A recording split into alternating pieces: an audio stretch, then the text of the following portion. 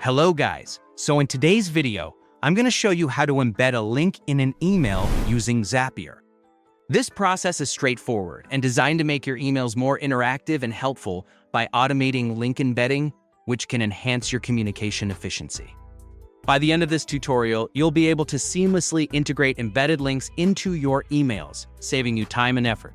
So let's dive right into it and explore each step in detail so you can follow along comfortably. Step 1. Getting started with Zapier.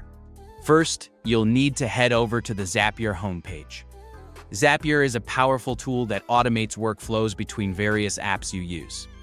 By connecting different applications, you can streamline your tasks, including sending emails with embedded links automatically.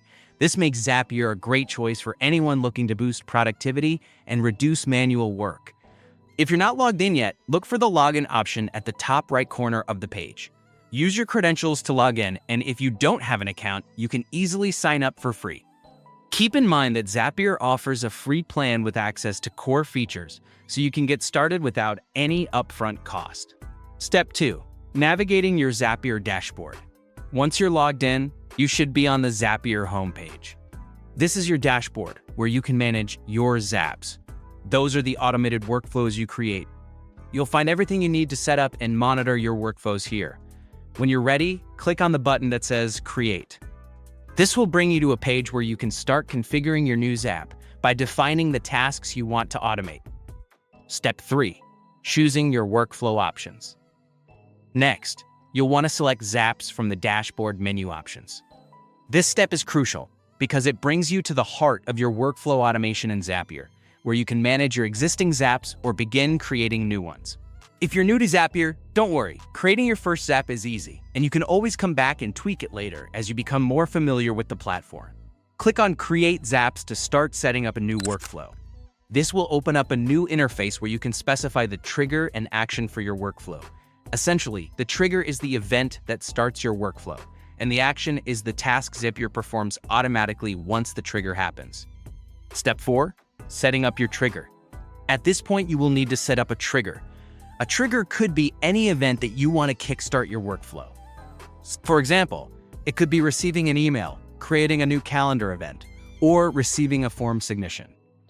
One popular use case is triggering a Zap whenever you receive an email with a specific subject or from a particular sender, which can then automatically send a follow-up email with an embedded link. Choose the application and event that suits your needs best. If you're unsure which trigger to choose, Zapier provides helpful suggestions and templates to guide you through the process. Step 5. Adding the email action. Once this is done, you will add an email action. This is where the magic happens, allowing you to customize the email sent out, including crafting the content and embedding your desired link. One helpful tip here is to use dynamic fields, which can pull information from your trigger event. For example, you could automatically include a personalized greeting with the recipient's name or link to a specific page related to the email content. Make sure to test your Zap to ensure everything runs smoothly. Testing is a vital part of this process to confirm that the email, complete with your embedded link, is correctly formatted and sent as expected. Don't skip this step. Testing helps catch any issues before your workflow goes live, saving you time and avoiding potential mistakes. Step 6. Activating your Zap. If your test runs successfully, you'll then activate your Zap. After that, Zapier will handle the rest, automatically sending out emails with embedded links whenever your defined trigger event occurs. One of the great features of Zapier is that you can set up multiple Zaps to automate various parts of your workflow, making it a powerful tool for scaling your email campaigns.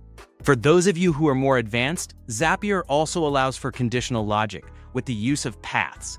This enables you to create complex workflows where different actions are triggered based on specific conditions. For example, if you're sending emails based on form submissions, you can create different email templates for different responses, all while maintaining automation. Additionally, consider using filters and delays in your workflows. Filters allow you to set rules for when a Zap should run, e.g., only run if the email contains a certain keyword. And delays can help you space out actions to avoid sending too many emails in a short amount of time. And there you have it. By following these steps, You've successfully set up a system where links can be embedded into emails using Zapier, streamlining your communications effortlessly.